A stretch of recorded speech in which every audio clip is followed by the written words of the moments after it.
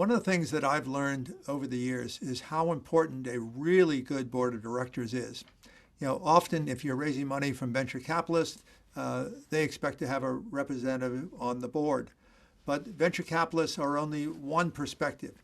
You also want people who have had actual hands-on operating business building experience on your board, particularly in the domains where you are trying to connect the dots between maybe one or more domains.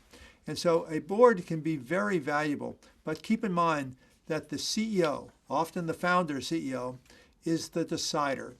The role of boards is not to be an alternative decider.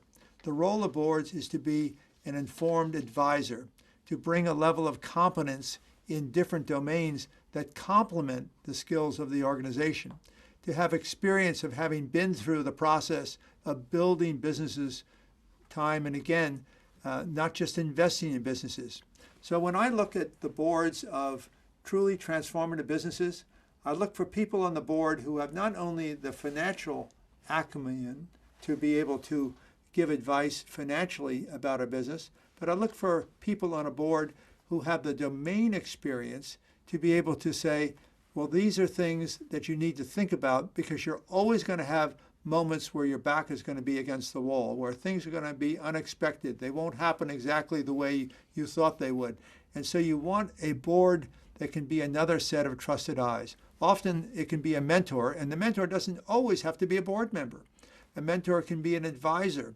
I'm a mentor to several CEOs in several of my portfolio companies, and it's really immaterial whether I'm on the board or not. What's important is there's a level of trust between me and the CEO, founder of the business that I'm working with. So keep in mind that as you start to build out your business, you need to build out your relationships, not only with your employees who need to be believers in your vision, but you also need a relationship with your investors and your other board members and your advisors and mentors who can be critical in terms of being another set of eyes that you can count on. But in the end, you're the decider. There is no way to hand off the role of decider to somebody else. Building a business is not a democracy. It's not a consensus. It's about making tough decisions.